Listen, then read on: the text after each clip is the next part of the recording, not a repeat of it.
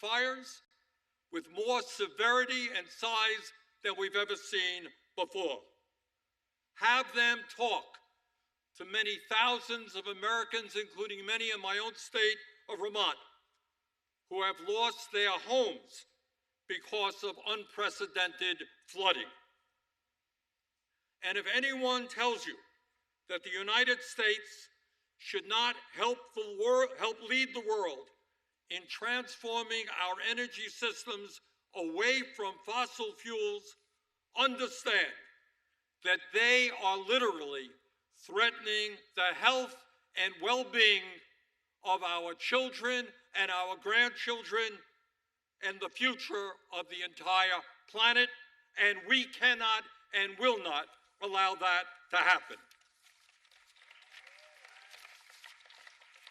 All of which brings us to why we are here today. I am proud to have worked for a number of years on a program that will cut carbon emissions, will substantially lower the electric bills of some 900,000 Americans, and in the process will create thousands of good-paying jobs. This legislation, Solar for All, is a win for the environment, a win for consumers, and a win for job creation.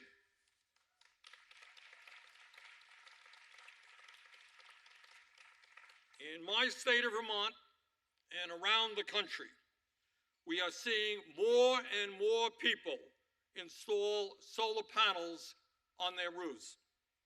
And the reason is simple. When they do that, they cut their electric bills by 70 to 90%, depending upon solar exposure. 70 to 90% reduction in electric bills. That's huge and amounts on average to over $1,200 a year in savings, over $100 a month. The problem is that in order to get those annual savings, you need to make an initial investment.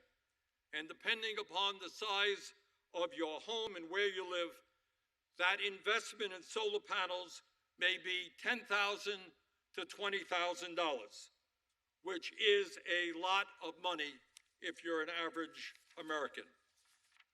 And that is where the Solar for All program comes in. This program will provide grants and loans to working class families to help cover the cost of installing solar rooftops or participating in community-based solar projects. Families who have in the past not been able to take advantage of solar panels will now be able to do so.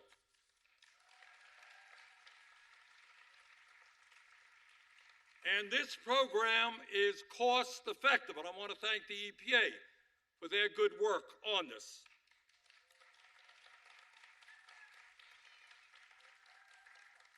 And the EPA projects that it will more than pay for itself.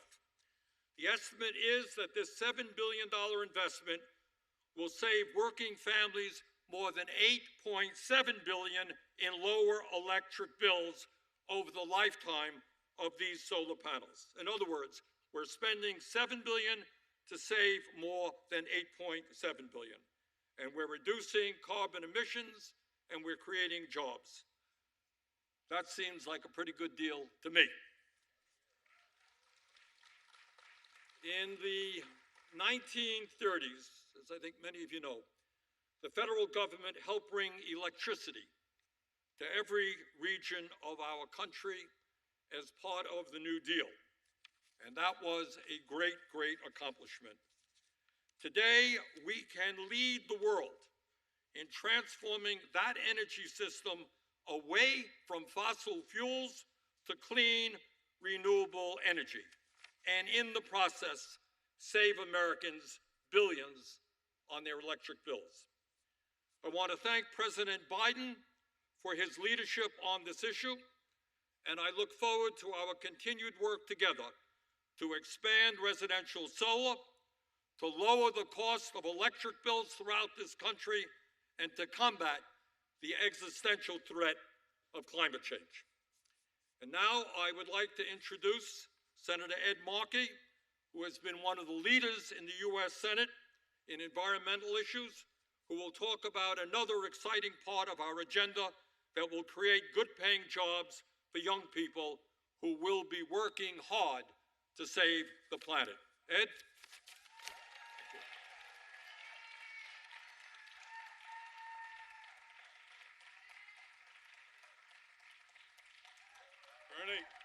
Bernie. And thank you, Bernie Sanders, for your great work on Solar for All. Thank you, Bernie. This is a day of celebration, and there is no one that I would rather celebrate Earth Week with than with all of the Corps members, all of the environmental leaders of our country who are gathered here today, because those Corps members are already changing the world. And with our champion for the climate and for working Americans, the greatest climate champion president in the history of the United States, President Joe Biden, today is a day to celebrate. Today, we celebrate the historic American Climate Corps and the $7 billion for the Solar for All program, programs that will electrify and energize. It's putting all of these issues right on the front of the agenda for our country. And even more, we celebrate the movement that got us here. And we know it is not a moment too soon. Climate change is an emergency. It's putting our present in peril. The planet is running a fever. There are no emergency rooms for planets. We have to engage in preventative care. That's what these Corps members are going to be doing. The young people aren't giving up. They're not backing down or begging for a livable future. You are demanding a livable future. And we stand inspired by you. But more importantly, we stand in solidarity with you. And that's why Congresswoman Ocasio-Cortez and I did not agonize. We organized alongside all of you for a 21st Century Climate Corps, a job-creating program that would build the workforce for a clean tomorrow while tackling the problems of today. And President Biden delivered on that dream, and that is what we are celebrating here today. On top of the historic billions in climate funding, including for the Solar for All program, we celebrate today, we have an historic new American Climate Corps to turn those assets into action all across our country. Today marks the launch of the American Climate Corps website, climatecorps.gov. Say it again, climatecorps.gov, where people all across the country can sign up to get paid, get trained, and get to work, protecting our country. Tens of thousands of Americans together transforming our nation to survive a transforming world. And we stand in this historic civilian Conservation Corps camp at Prince William Forest Park, taking lessons from our past as we look forward to a better future. We will make sure that our American Climate Corps is ambitious, just, and unapologetically pro-union. That it's done by and for those who have been locked out and left behind in the past, especially Black and brown and indigenous communities all across our country. And that our Climate Corps members tackle thousands of projects with one shared purpose: to build a world worth saving. We'll need all three of the Green New Deal principles, union jobs, environmental justice, and climate action built into this program. And while any one of those pillars, our green temple will fall. The American Climate Corps members, we salute, we celebrate, and call to action today showcase the best of those principles. Generosity, not greed. Excellence, not exploitation. Hope, not hate. Thank you, President Biden. Thank you for your leadership in ensuring that we create this opportunity for young people to save our planet. And thank you to all the present and future American Climate Corps members for showing up in solidarity and in service. This is the dawn of a new era. And we are just so proud to be with all of you here today. And now it is my great honor to turn the podium over to my great friend, my partner, the inspirational Congresswoman from New York City, Alexandria Ocasio-Cortez.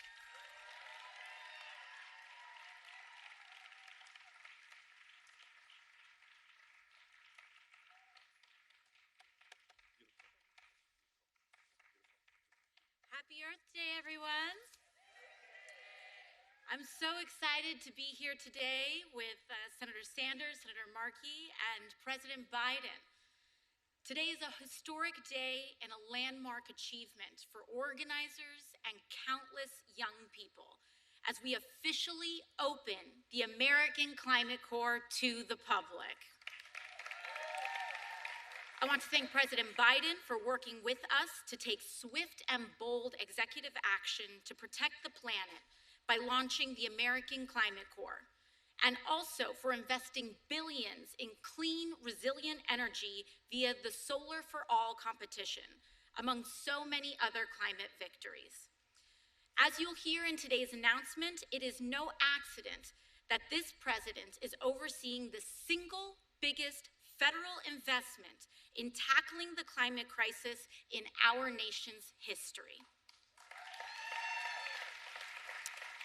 Over just the past few months, President Biden has paused new natural gas exports, vastly expanded the conservation of our public lands in Alaska, and he has overseen tens of billions of dollars in climate investments across the United States. Today also serves as a reminder of the power of organizing, of what we can accomplish when young people, climate advocates, labor organizers, and working people of all backgrounds come together to demand the future we all deserve. It is especially important that we remember the power of young people shaping this country today of all days, as we once again witness the leadership of those peaceful student-led protests on campuses like Columbia, Yale, Berkeley, and many others. Just 3 years ago, Senator Markey and I introduced the Civilian Climate Corps for Jobs and Justice Act. People said then it was impossible. And to that, we said, watch us work. We knew an American Climate Corps wasn't impossible because our country has done this before.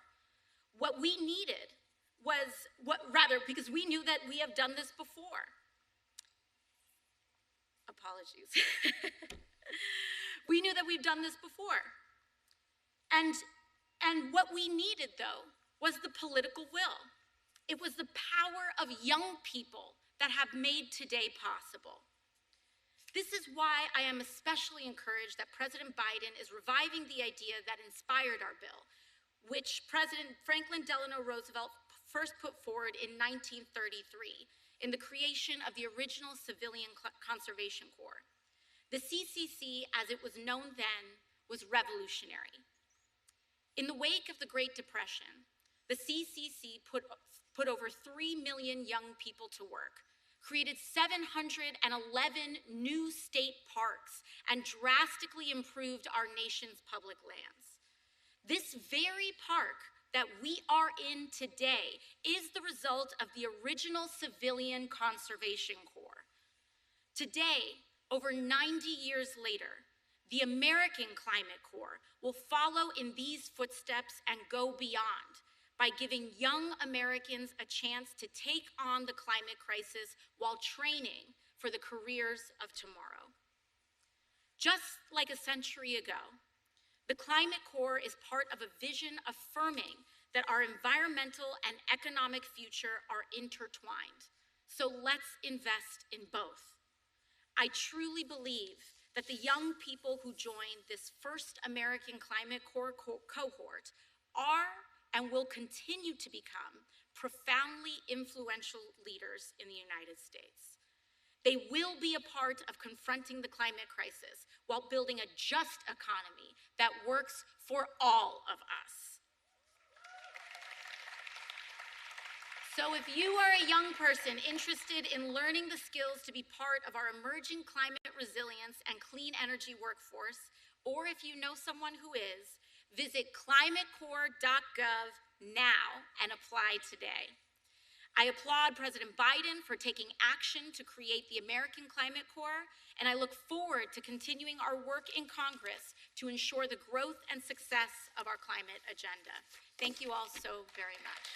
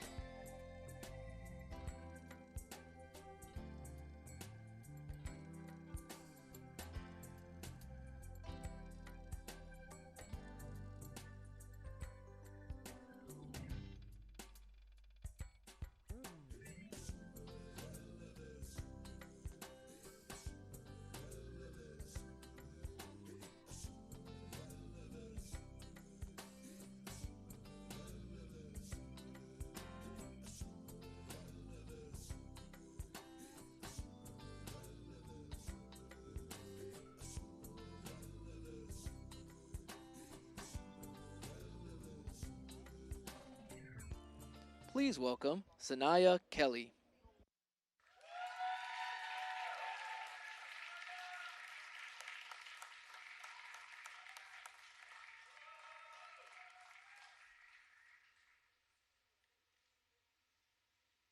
Hello, my name is Zanaya Kelly.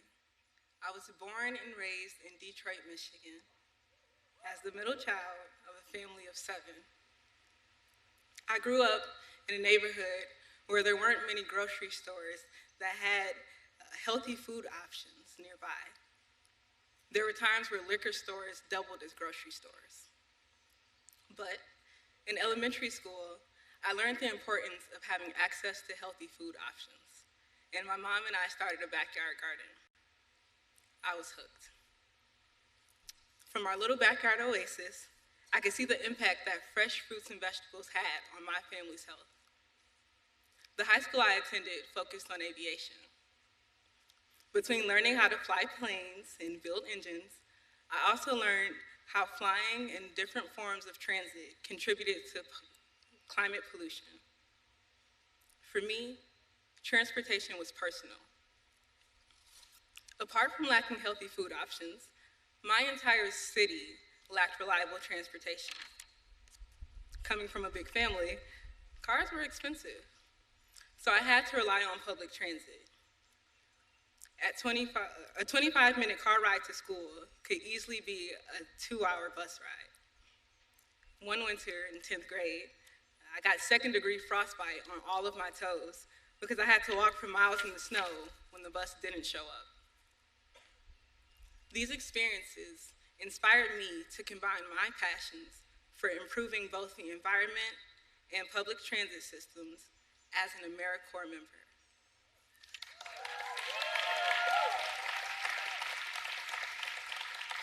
After graduating from Michigan State University last May, I now proudly serve in the Michigan Healthy Climate Corps. I serve at Transportation Riders United. TRUE is a nonprofit organization dedicated to reducing pollution by improving Detroit's and the surrounding region's public transit system. Thanks to President Biden, I'm so excited to be a part of the inaugural cohort of the American Climate Corps.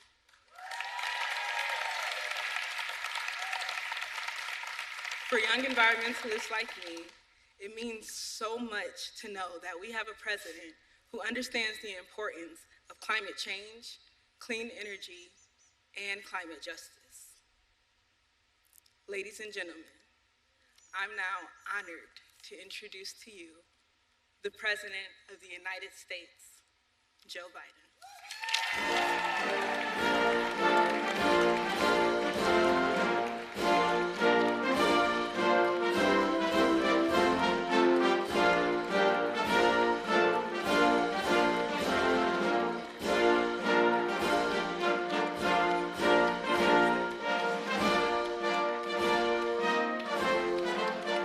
Hello, hello, hello. Thank you, Zanaya, for sharing your story that embodies the spirit of Earth Day. On this day 54 years ago, with literally toxic rivers burning, air filled with pollution, millions of Americans from every age and background rallied together to stand for our environment and for future generations. I got to know Senator Gaylord Nelson, from Wisconsin when I got to the Senate. And he organized the first Earth Day. I later introduced the first climate bill in the United States Senate, and all these years later, as president, I was able to sign into law the Inflation Reduction Act, the most significant investment ever anywhere in the history of the world, and we're just getting started. Earth Day pushed the country forward, leading to Environmental Protection Agency, and we're fortunate enough to have with us EPA Administrator Michael Regan here. Where are you, Michael? Stand up, get up, get up.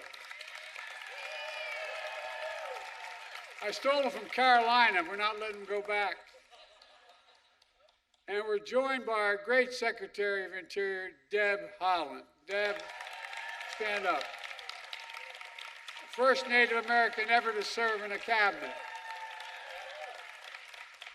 And AmeriCorps CEO, Michael Smith. Michael, where are you? There you go. Joined by members of the Congress, including Ed Markey of Massachusetts, who, by the way, thought this was an important idea a long time ago and talked about dealing with the Climate Corps. One needed one. Ed, we owe you a lot, pal. We owe you a lot. And Senator Bernie Sanders of Vermont, who understands what beautiful territory looks like up in Vermont and has done everything in his power to protect it. Bernie, you're the best.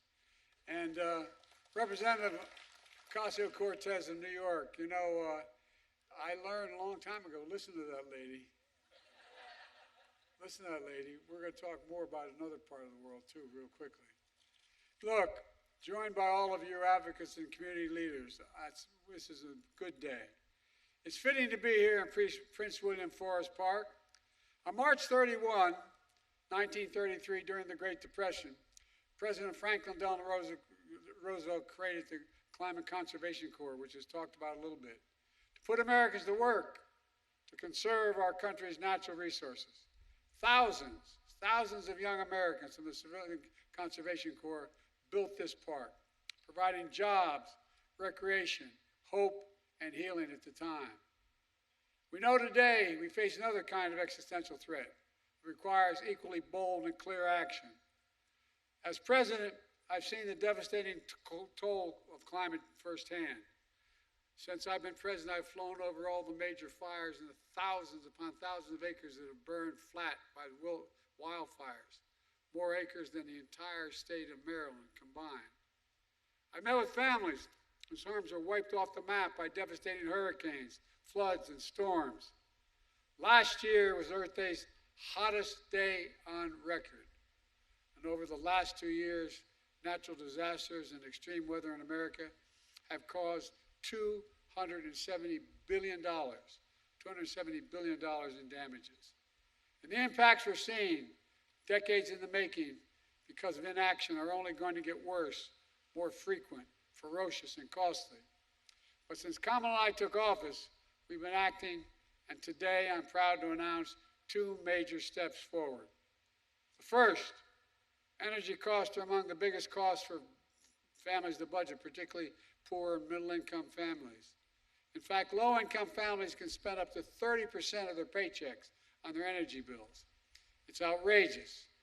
To reduce family energy costs for folks with low and moderate incomes today, the Environmental Protection Agency will invest $7 billion from our Inflation Reduction Act in a new program called Solar for All. We'll award grants, 60 grants across the country to states, territories, tribal governments, municipalities, and nonprofits to develop programs that enable low-income and disadvantaged communities to benefit from residential solar power. And it's a big deal. This new Solar for All program means that 900,000 households, 900,000, will have solar on the rooftops for the first time and soon. Millions of families will save over $400 a year in utility bills, and that's $350 million nationwide. My dad said it matters what's there at the end of the paycheck, but the month is out. Do you have anything left?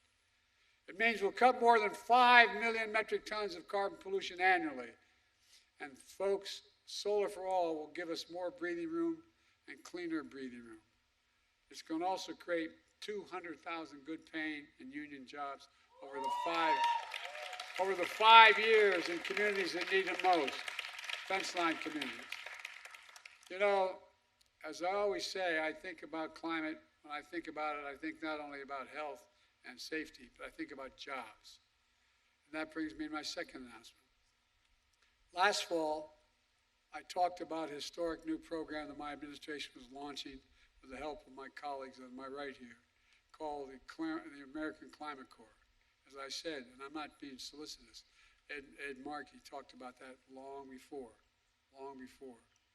It's patterned after the Civilian Conservation Corps and the Peace Corps and AmeriCorps. Like them, it brings out the best in young people to do what's best for America. And will put tens of thousands of young people to work at the forefront of our climate resilience and energy future, clean energy future. Today, I'm proud to announce that Americans across the country can now apply to become the first members of the American Climate Corps. We're recruiting for over 2,000 positions in 36 states to start with, in Washington, D.C., Puerto Rico, with many on the way. Just go to Climate Corps, as mentioned already, climatecorps.gov to apply.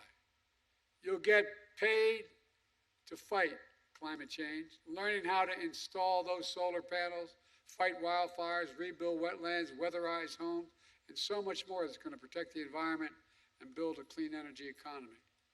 To ensure a pathway to good union jobs and careers, you'll have access to free apprenticeship training through a new partnership we're announcing today with the North American Building Trade Unions. And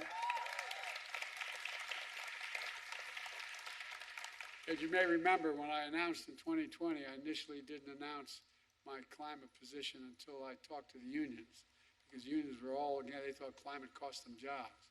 Well, guess what? IBW stepped up, and they all stepped up, and now our strongest support comes from unions. When you finish your service, If you finish your term of service, you'll also be eligible for a streamlined path to federal government jobs related to climate and clean energy. We're also announcing a new collaboration with Bloomberg Philanthropies that puts American Climate Corps members in energy communities like former coal mining and communities, power plant communities that have powered our nation but have been fence line communities and hurt very badly for generations. Today's announcement builds upon an unprecedented historic action we've already taken to tackle the climate crisis, deliver environmental justice, and build a clean energy future. Just look at the last few weeks alone. To ensure clean energy, we issued new standards for chemical plants that emit toxic pollution. Now is ending. And because of the Clean Air Act, we're going to reduce the number of people at risk for cancer in fence-line communities who have been smothered for decades by pollution by 96%, according to the studies. By the way, parenthetically, you know, my state of Delaware, which everybody thinks is a wealthy state, I live in a place called Claymont, Delaware. It's in that arc that goes up into Philadelphia, into Pennsylvania, and to the Delaware River. More energy plants, more oil refineries than anywhere, including Houston, Texas. And I lived in just literally, the school I went to was literally a quarter mile from that border.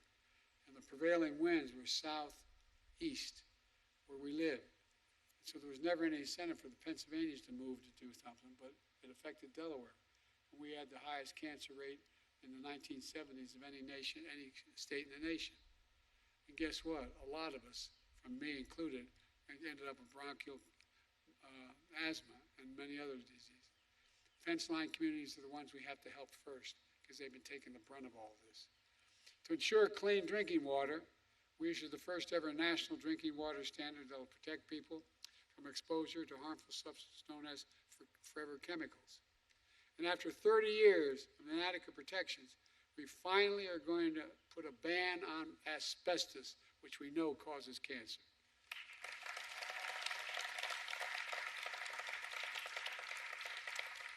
It's all part of a plan to reassert America's climate leadership. We rejoined the Paris Agreement and sparked a domestic clean energy manufacturing boom, providing incentives for 80,000 farmers to implement climate-smart agricultural practice. So plant what absorbs carbon from the air and pay them for doing it. We've quadrupled the number of electric vehicles sold, and 11,000 dealerships have now signed up to sell more. We're modernizing infrastructure with better roads and highways, energy grids, and more, so they can withstand and recover from extreme weather. Already underway, we're replacing every single lead pipe in America so everyone can turn on a faucet, home or at school, and drink clean water that doesn't contain lead. We're also reducing flood risk for communities, improving drought resilience, and conserving 41 million acres of our most precious and sacred lands and water. I committed that I'm going to try to take of all non-developed land and waters, we're going to take 30% of it by 2030 and make sure it is conserved, period. We're well on our way.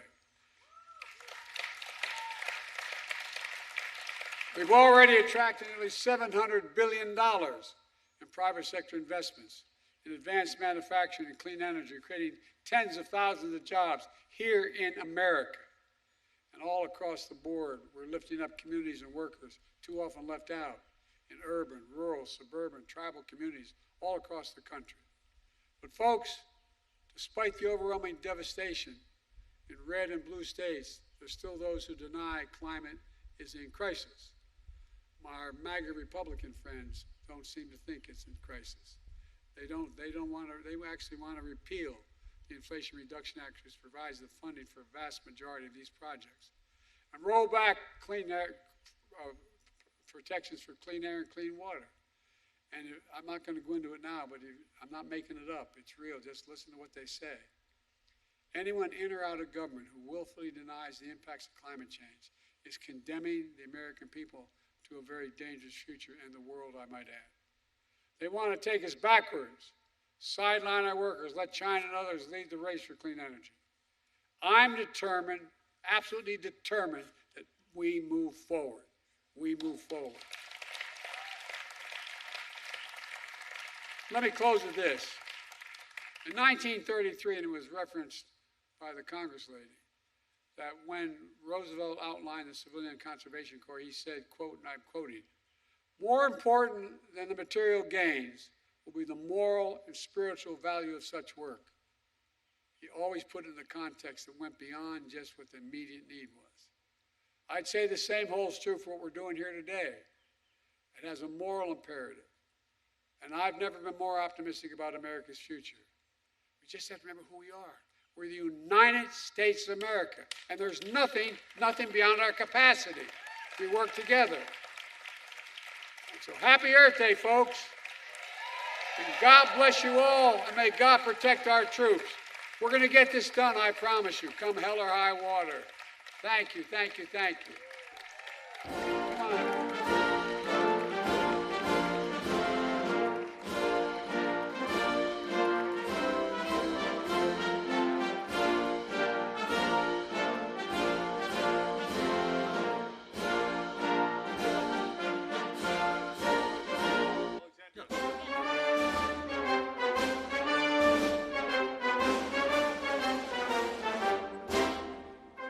All right, guys, let's get this done, okay? All right. God bless you all. Thank you, thank you, thank you.